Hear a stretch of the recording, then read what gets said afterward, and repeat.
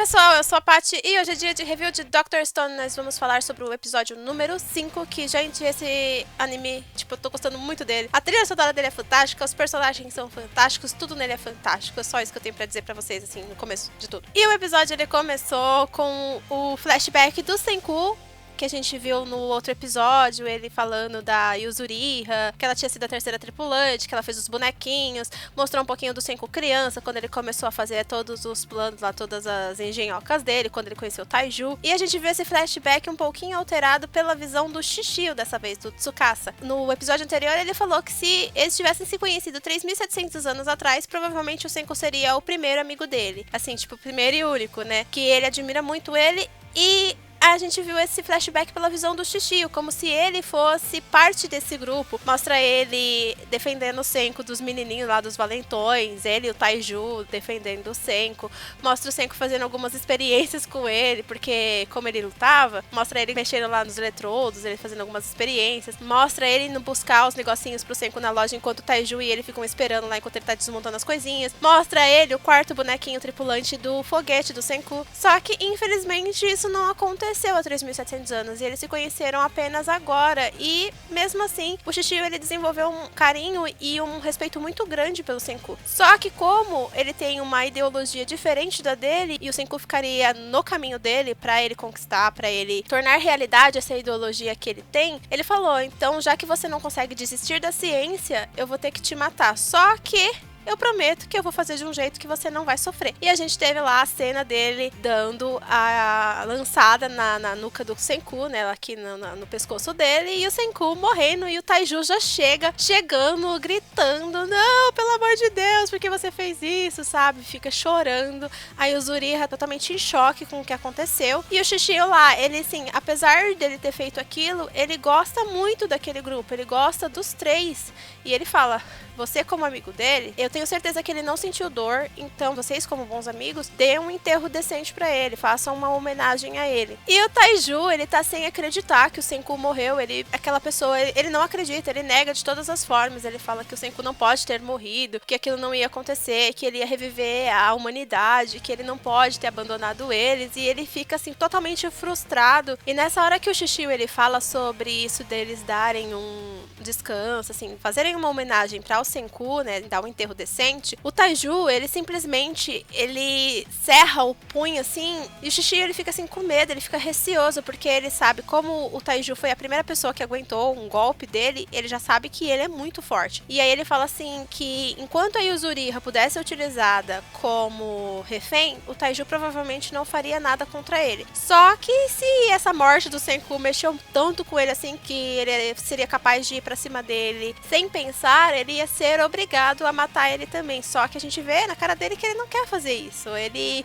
gosta dessas pessoas. O Shishio, ele é um personagem muito complexo. Eu não consigo ter raiva dele, mas ao mesmo tempo eu não sei se eu consigo simpatizar com o que ele faz, porque ele, ao mesmo tempo que ele tem aquela ideologia de que ele não quer trazer as antigas pessoas à vida, porque ele sabe que se ele trouxer, as pessoas vão cometer os mesmos erros, porque a gente sabe que vai cometer os mesmos erros. E ele não quer guerra, ele não quer nada, só que ao mesmo tempo ele fica utilizando a Yuzuriha como escudo pra se defender, e é uma mentalidade meio distorcida. A gente vê que ele gosta deles, mas ele tá disposto a matar os três se eles interferirem nos planos dele. É um sentimento contraditório, gente, não consigo expressar. E aí o Shishio, ele vendo que o Taiju tá daquele jeito, ele já viu que ele tá bem nervosão, assim, ele já se prepara pra revidar caso ele vá pra cima dele. Só que o Taiju simplesmente vira e pega uma pedra gigantesca do chão, assim, ele parece que vai descontar naquela pedra toda a raiva que ele tá sentindo. Ele ergue aquela pedra, e aí a Yuzuriha fica toda preocupada, ela fala que foi culpa dela disso ter acontecido, porque o Senku foi protegê-la, e ele fala: não, Yuzuriha, calma, eu estou calmo. A maneira que eles conversam, assim, eu não vou lembrar de todo o diálogo, mas a maneira que eles conversam dá a entender que eles estão bem sincronizados e um consegue entender o sentimento do outro e o pensamento do outro. E aí o Yuzuriha até fala assim: ó, a gente prometeu pro Senku que nós iríamos enfrentá-lo os três juntos, que a gente ia estar sempre junto. Então ela meio que entendeu o que ele quis dizer, e ela falou: beleza, então.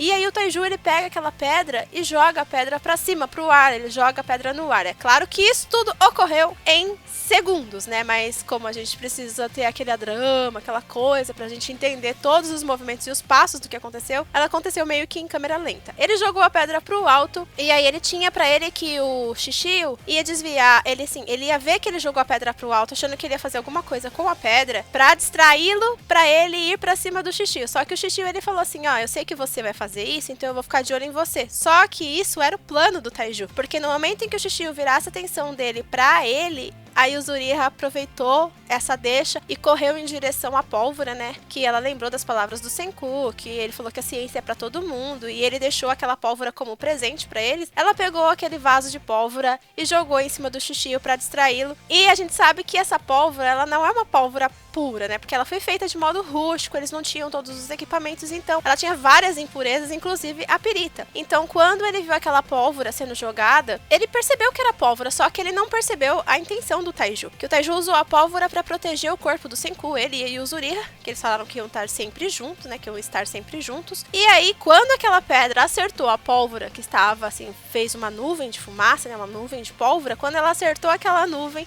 os componentes metálicos tiveram reação com a pedra e houve uma grande explosão. E a única coisa que o Taiju, ele falou foi adeus, né, Shishio, tipo, sayonara, vou embora, tchau, fui. Peguei o Senku, a Yuzuriha e fui embora. E aí a gente viu, depois da grande explosão, o Shishio, nascido da tormenta, mãe dos dragões, o não queimado, saindo do meio do fogo lá, jogando a roupinha lá, pegando fogo. Gente, como ele não pegou fogo, ele é o Targaryen agora. E aí ele percebeu que o Taiju, ele fez tudo aquilo porque ele sabia que ele não ia se ferir. Aquilo foi mesmo uma distração simplesmente pra ele pegar o corpo do Senku e fugir. Só que ele ficou pensando, mas por que ele quer o corpo do Senku se eu tenho certeza que eu bati na cabeça dele e que ele morreu? Ele tá achando que ele tá vivo? Não tá vivo. E aí os três fugiram pela floresta, e o Yuzuriha carregando todos os materiais, o Taiju carregando o corpo do Senku, e o Senku lá todo desmaiadão lá, com a cara toda estranha. E se vocês repararem, gente, tem uma hora que ele tá andando com ele, que ele tá correndo, e ele tá rindo. E eu falei, mano, ele tá acordado, ele tá ouvindo tudo. E aí eles começam a lembrar, né? A Yuzuriha, mais uma vez, ela fala que foi culpa dela, porque ele quis proteger ela, ele entregou o segredo pro Shishio, e aquilo aconteceu com ele. E aí o Taiju fala que não, que ele não é possível que ele morreu, porque ele é o cara que ia reviver a humanidade, ele não ia morrer sem reviver a humanidade, isso não fazia parte dele, não era o que ele esperava do amigo, ele sabia, ele falou assim, não, ele tem que ter dado um jeito. Aí até tem um flashback que ele se lembra de uma vez que o menino tava com uma revista, aquelas revistas de quizzes, de psicologia, aquela coisa,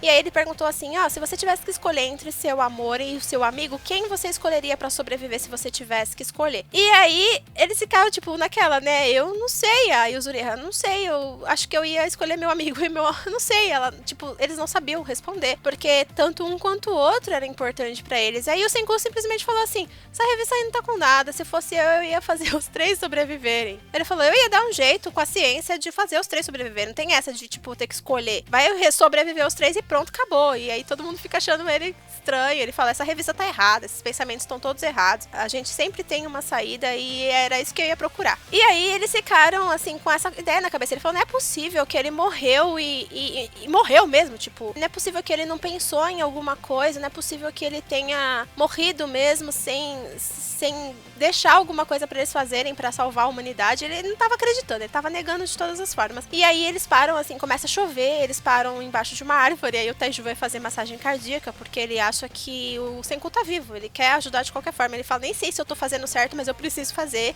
Vai até fazer a respiração boca a boca no Senku lá, e faz biquinho, e aí o Yuzuriha fica falando, não, pelo amor de Deus, não faz isso. E ele pega, assim, na cabeça do Senku e começa a balançar, e ela fala, o Shishio atacou ele no pescoço, você tem que tomar cuidado com o pescoço. Aí eles param, assim, tipo, pescoço. Peraí, tem alguma coisa de diferente que ele fez antes dele ser atingido pelo Shishio? Aí ela fala, tipo, ele fez aquele crec-crec na cabeça, assim, e ele ficava falando com o Shishio como se ele quisesse que ele batesse no pescoço dele, assim, de propósito, pra matar ele de uma vez só, assim. E aí o Taiju mesmo percebeu que diversas vezes ele viu o Senku com aquele crec-crec, assim, tipo, estralando o pescoço. E aí eles foram olhar o que tinha no pescoço, que tanto ele estralava, e aí eles depararam com um pedaço de pedra, uma parte que não despetrificou. E aí eles já tiveram aquilo, né? Tipo, se não despetrificou, quer dizer que quando a gente despetrificar usando a aguinha, pode ser que ele volte ao normal, porque ele lembrou que quando a Yuzuriha tava com um pedaço de pedra no pé, ela tava falando que ela não tava sentindo, que tava meio dolorido e tal. E aí quando despetrificou, voltou ao normal. E o Senku falou que aquela aguinha, né, a água milagrosa lá, ela curava rachaduras pequenas. Então eles ficaram naquela, se cura rachaduras pequenas, pode ser que se a gente jogar essa água nessa pedra que tá aqui, a lesão que o Shishio provocou pode ser que ela seja curada. E aí eles pegam e jogam a água milagrosa e ficam esperando, né, pra ver o que acontece. Aquela parte se despetrifica e aí a gente vê o DNA se reconstruindo e nisso muda para uma parte de flashback de novo. A gente vê que, inclusive, a troca de cenas foi com uma folha e ela parecia tão real, assim. Eu achei bem estranho, porque normalmente eles colocam coisas mais animadas e dessa vez a folha parecia uma folha real. Aí a gente viu que o Senku, ele tava contando lá os segundos, aquela contagem que ele fez desde que ele foi petrificado, que ele falava que ele não conseguia ficar mais do que 80 segundos sem perder a consciência, e ele começou a contar, tal. E aí a gente viu que ele tava lá no meio da floresta, contando esses números, contando quantos anos tinham passado, quantas estações tinham passado, que ele precisava se despetrificar na primavera, porque senão ele ia morrer, porque ele precisava, antes do inverno, construir abrigo, assim, ver o ambiente em volta dele, porque ele precisava se adaptar, senão ele iria morrer de qualquer forma. Então a gente viu que ele começou, tipo, despetrifica, ele despetrificou na força de vontade, porque não teve aguinha milagrosa nenhuma pingando lá pra ele despetrificar. Ele ficou pensando em despetrificar, que ele despetrificou. Poder da mente. E aí, quando ele despetrificou, ele até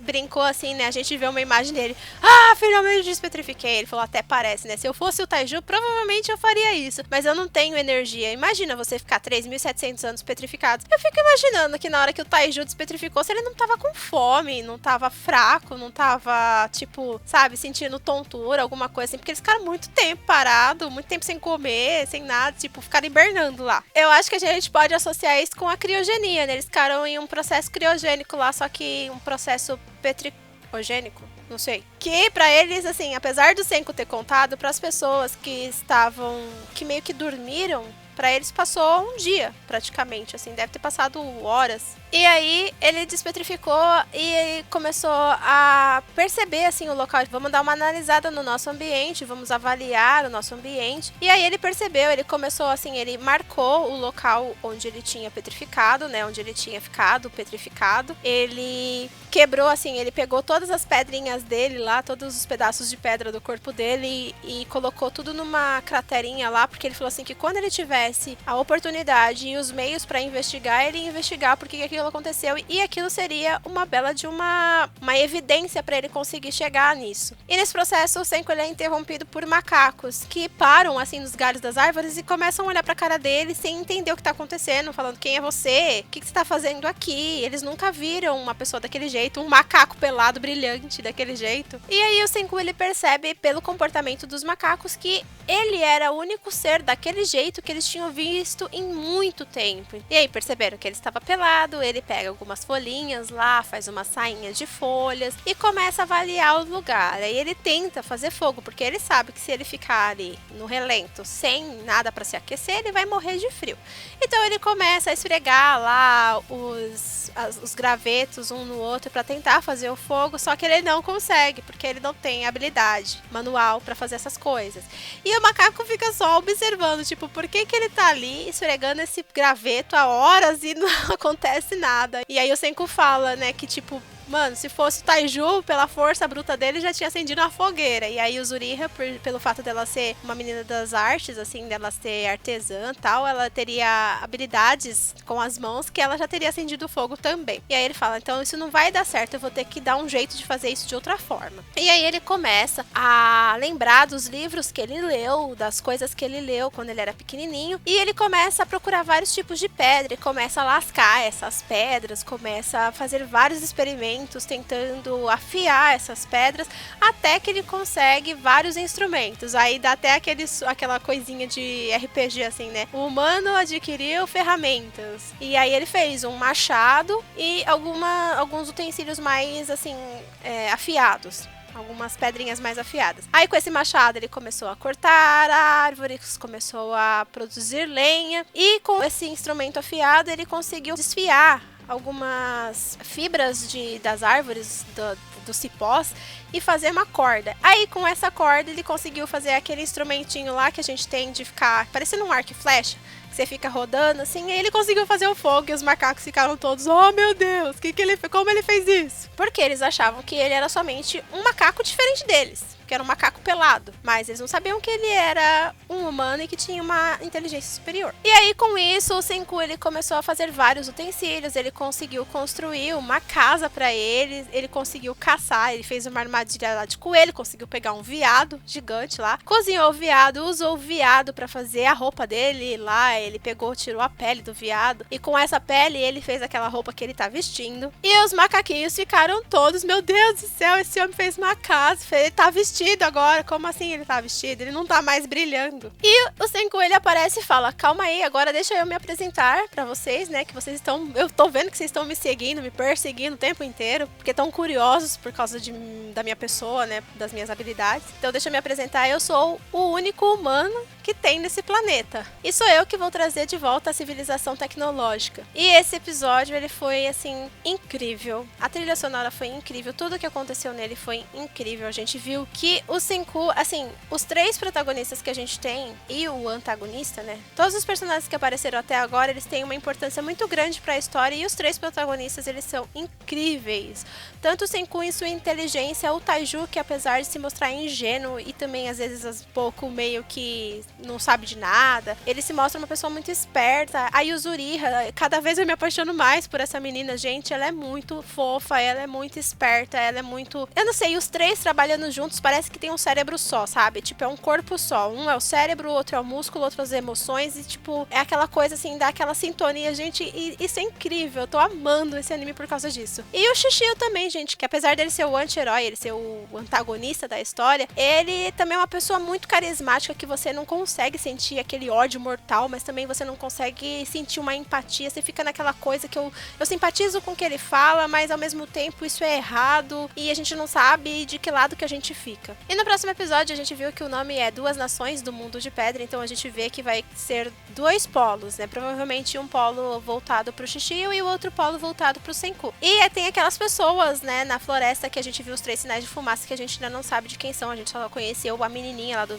vestidinho azul, e a gente não sabe se ela vai ficar do lado do Senku ou do lado do Shishio ainda. E provavelmente a gente vai ter esse intervalo de alívio para o Senku, porque o Shishio provavelmente ele pensa que ele matou o Senku e o Senku a gente sabe que ele não morreu. Então ele vai ter esse intervalo pensando que o Senku está morto até ele descobrir que ele realmente está vivo e a gente vai ver o que ele vai fazer quando ele descobrir que isso aconteceu. E é isso, gente. Eu espero que vocês tenham gostado dessa análise. Se gostou, não esquece de deixar um comentário. Também não se esquece que você pode ajudar o nosso canal clicando no botãozinho do Seja Membro ou no link da descrição. Aí você vê as recompensas e ajuda se puder. Você também pode ajudar muito a gente se inscrevendo e deixando aquele joinha. Também compartilhando esse vídeo com seus amigos e nos seguindo nas redes sociais. Eu vejo vocês no próximo vídeo. Beijos e tchau, tchau!